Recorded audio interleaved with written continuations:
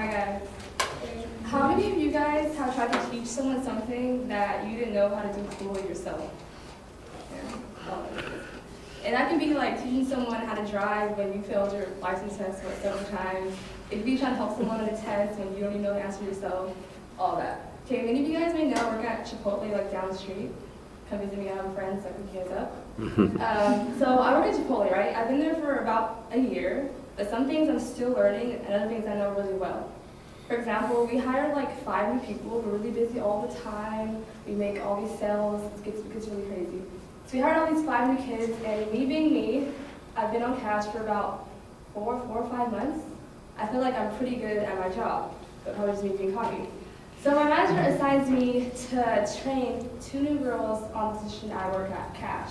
So I'm like, yeah, this would be easy, right? I'm on cash all the time, I smile, people like me, this would be easy. So as I'm teaching the girl, I'm just like, just stand here, watch me, and I will show you how to do this. So it sounds simple being on cash, right? You know, get a chicken bowl, ring them up, blah, blah, swipe the card, there you go. All my days are usually like that, but this one day, like, it just like chaos happened when I happened to be training her. So maybe that was the reason why it didn't go well. So we had this fundraiser one day. Soccer players come in, you buy one, get one free, you have a jersey. So the girl was standing behind me while I was charging people. And first in the beginning it was going really good. I was showing her how to charge a chicken bowl, how to charge extra, how to do all this. But then as more people started coming, soccer teams started coming, everyone had all these flyers, everybody was just like so chaotic. I had 3 soccer girls came in, and they all had on these random jerseys that weren't even legit soccer jerseys. And okay, being Chipotle, you had to give them a discount because it's Chipotle.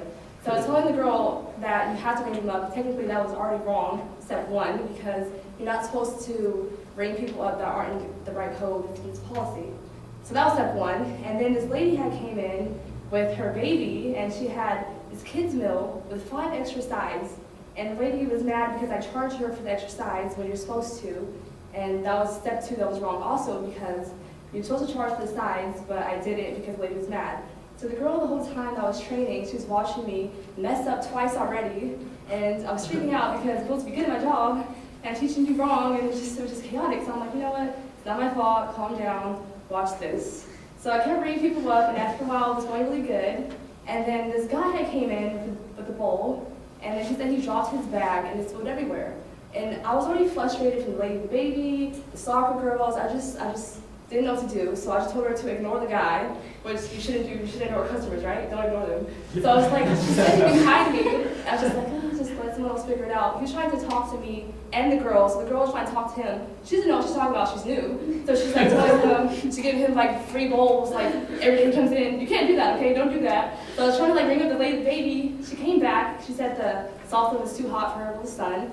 The lady with the kids meal again, so I was trying to talk to her. While the lady, my coworker was talking to the guy who dropped his bowl. So I was trying to tell her to ignore him, whisper it to her so he wouldn't hear me, like, you should have played sports in high school, how do you drop a bowl, like, how's that our fault, you know? So as that happened, my manager comes out, he's like, what's going on? I'm like, oh, I got this, you know, she's new, she's learning.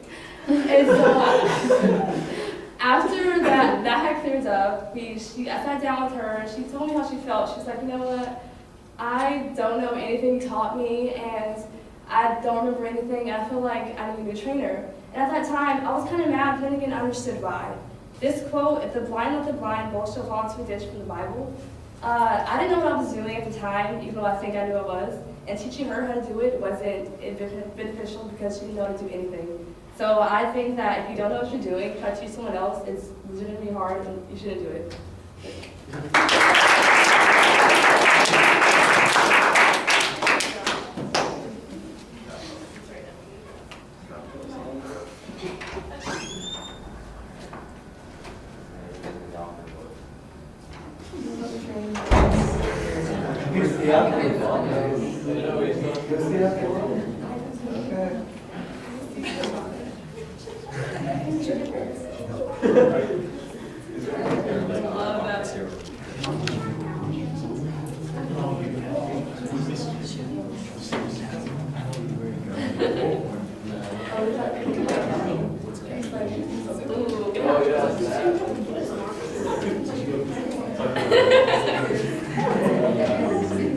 I know where I'm going.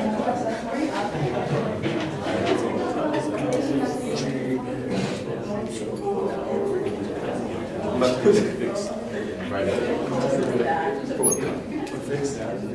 78.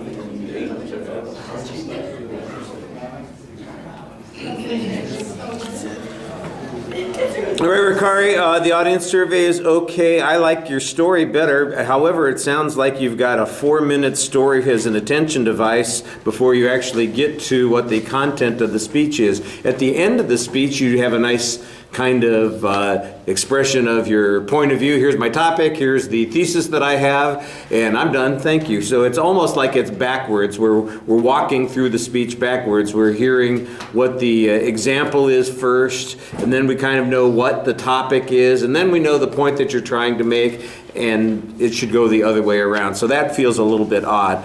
The delivery of the material is okay. You've got lots of energy in your voice. That's fine. Sometimes, though, because you're being energetic, you start rushing those sentences. And I know you're trying to do it to make it interesting. And then she's all, and you start rushing through those kinds of things. And then the woman behind her, I tell her, stop, don't pay. So you kind of rush those things to make a point that you're talking about. But sometimes you do it so quickly that it's hard to understand exactly what you're saying, and it just gets a little muddled as a consequence. You were usually better when you were just talking and telling us the incident that you were going through. You've got a few indicators.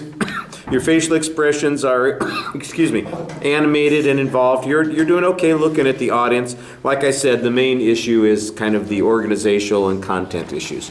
All right, thank you.